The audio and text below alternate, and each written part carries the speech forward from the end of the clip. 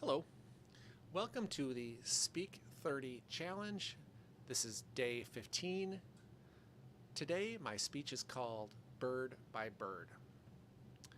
I want to tell you something today that I'm proud of. So far this year, I have stuck with my New Year's resolution. I know, pretty remarkable, right? It may be, I don't have the actual hard numbers, but I may be the first person to ever make it this far on a New Year's resolution. I also, with that New Year's resolution, I need to thank my sister-in-law because really it was her idea and she's done it in the past. So I stole an idea from her. The resolution that I'm so proud to be almost completing is to write down all of the books that I read throughout the year. As of today, I'm on something like 36 books this year. And I was looking through that list, and one of them caught my eye, and I thought I would speak about it today. It is a book about how to be a better writer, and it's written by a woman named Annie Lamott, and the book is called Bird by Bird. In this book, she tells the story of being a writer and all of the trials and tribulations that go with it. The title of the book comes from a story she tells about her brother when they were growing up. As the story goes, her brother was in middle school and he had a massive project due for school. He had months and months to be working on this project. But the weekend before it's due, he goes up to his father and he is just bawling. He hasn't even begun the project. He's absolutely overwhelmed, and he is certain that he's going to be both humiliated and fail miserably on this project come Monday morning. Their father sits him down, they grab the resource book, and they start to tackle the project. The project is to write a report on all of the birds that are native to the state of California. And so he sits him down, they start looking at the book, and he says, "Okay, buddy, let's get started here.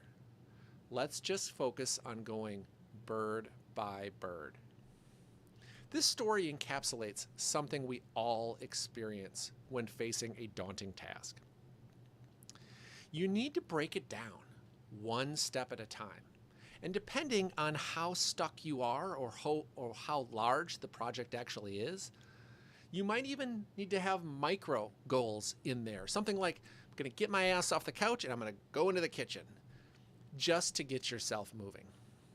Another concept that she talks about in this book that I really liked is the concept of the 1-inch picture frame. She wants us to imagine a large poster, and in this poster there are just tons of people. Now, she talks about the process of writing and focusing on only 1 inch by 1 inch, or perhaps even one person in that large poster that we're imagining. Don't try to imagine and take in the whole thing. Focus on that one little element. Focus on the richness that is in a single person in that photo. What is that person doing? What are they thinking? What are they aspiring to do? Why are they there? What is their motivation?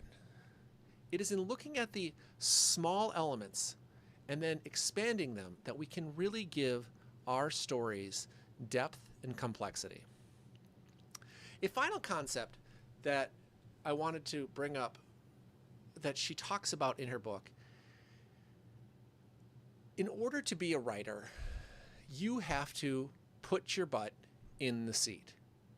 She does a wonderful job in this book, quite humorous, in describing the process of writing and all of the neuroses and psychoses that go along with it.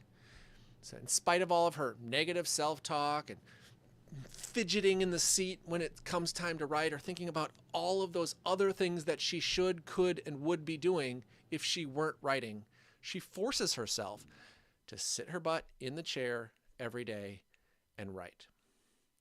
There is no substitute to being a writer except to write.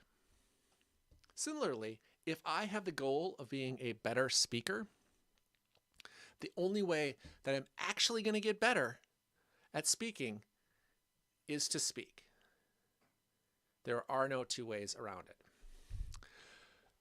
Today is the halfway mark of my Speak 30 challenge. And thanks to my sister-in-law, I actually remember the books that I read throughout the course of this year.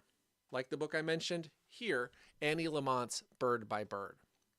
Her process is similar to my process in trying to complete this challenge.